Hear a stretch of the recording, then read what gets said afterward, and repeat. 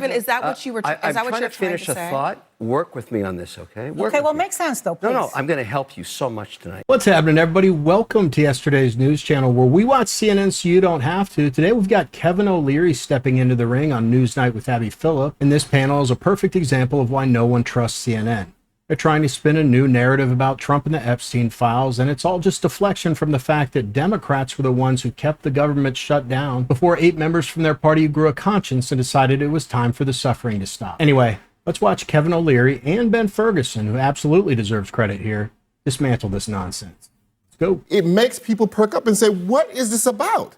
Why are you behaving this way about these files if there is nothing in it that would implicate you in a negative way and harm you politically or otherwise? Because he's acting that way, I think more people are interested in this. More people look at this and say, we want all of these files released because you are behaving like a person who's guilty. Ben? I wish you guys gave this much thought and much obsession over this when Joe Biden was president. I wish you were asking for this much transparency when it wasn't about attacking the president of the United States of America and to score political points. I wish you guys cared about the victims as much as you care about trying to attack Donald Trump. When CNN's own reporting says, and I quote, the woman who is the survivor literally accused Democrats, not Republicans, of hiding her name because she had not alleged Trump to have done anything wrong. You're talking about Virginia Giuffre, correct? Who we just talked about. And my point is, she died by, just to be clear, she died by suicide. But, so that was she before accused Democrats when she was alive.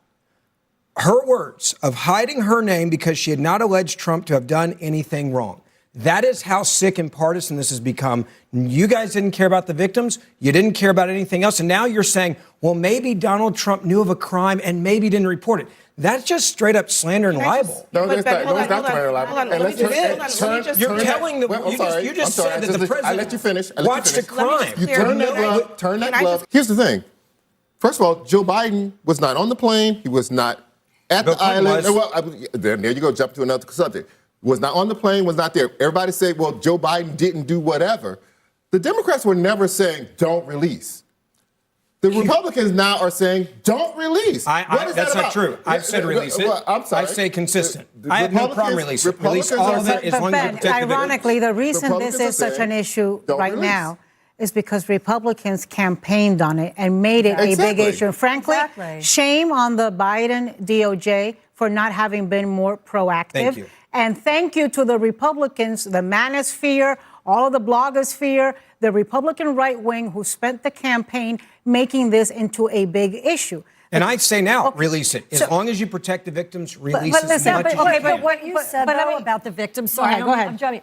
No one cares about the victims. The whole exercise. The Democratic Party did not care about Jeffrey Epstein until it's politically expedient to go after Donald Trump, which is why we started the show. The government just got unshut down, and we're like, Jeffrey Epstein. Wait a minute. You can say it over and over again. That's a crazy, absurd talking point, and I don't even know what the point of you going in that direction is. Everybody here cares about the victims. That's why we're going down this avenue to expose what went on and what is covered up. This Trump-Epstein story has to be one of the most pathetic political stunts I've seen in a while. So Democrats on the Oversight Committee dropped these 3 very heavily redacted emails from Epstein's estate like they'd uncovered Watergate. And honestly, when you first see the headline, you might think, okay, this might be serious.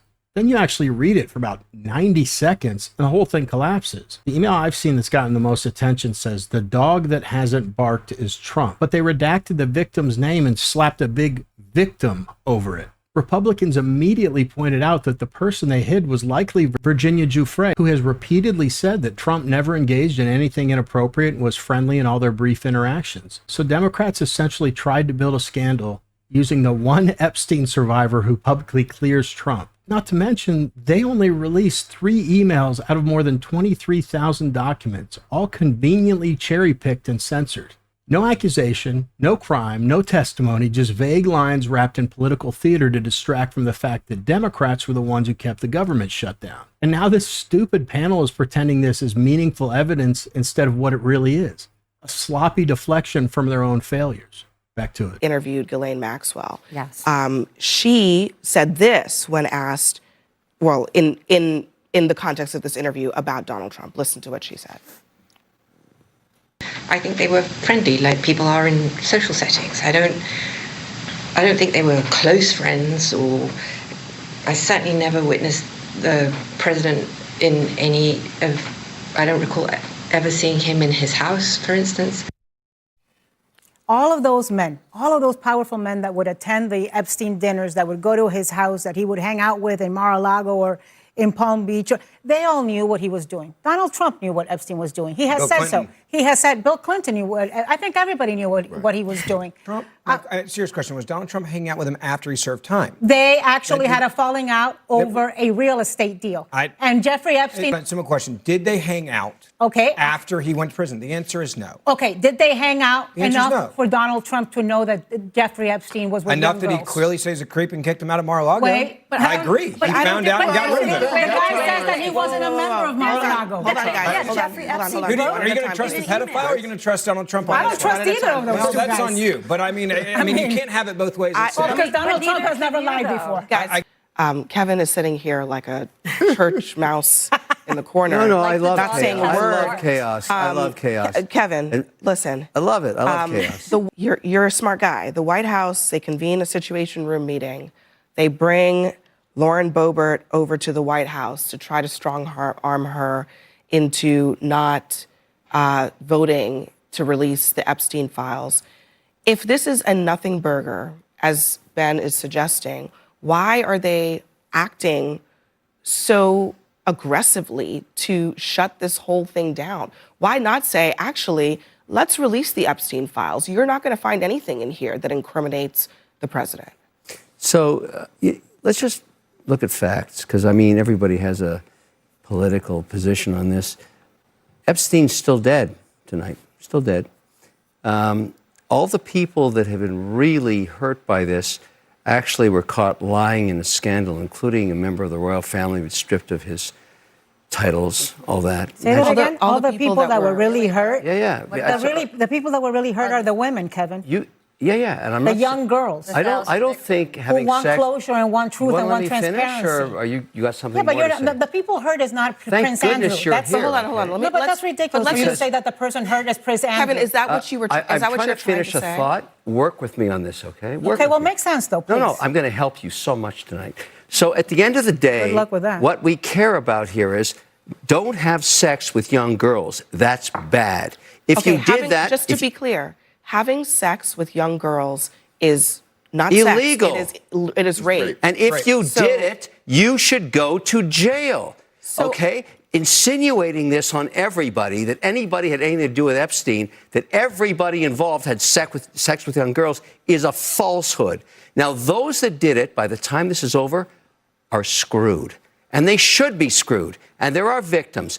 But at the end of the day, so much of this, as you've just seen here tonight, is completely political. Kevin, we're going to listen in. Hold on. We're listening in to President Trump. He's at the... This is a perfect example of why no one trusts CNN. They start by insinuating Trump is hiding something because the Epstein files aren't released. But when the evidence doesn't point to Trump abusing underage girls, which it doesn't, the whole conversation quietly shifts. Suddenly it's not, he did something horrible. It's, well, he had a moral responsibility to speak out. That is a completely different argument, and it's not what Democrats were implying when they dropped these emails. They wanted the public to assume guilt.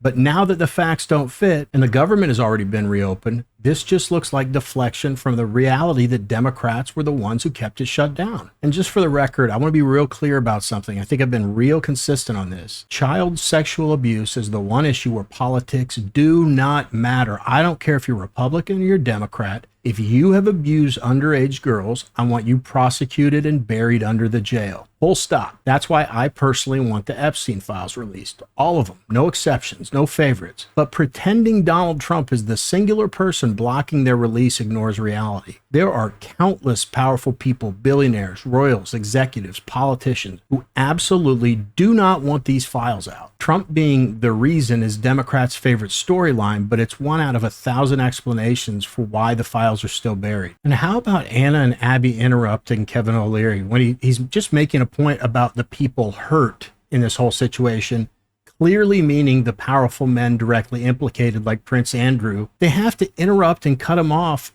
and themselves imply that he's not acknowledging the victims or that these rich men are the ones that were hurt. It's ridiculous. Both Kevin O'Leary and Ben Ferguson, when they actually let them speak, laid the facts out really calmly and clearly. And that's why I said in the intro that Ben Ferguson deserves credit.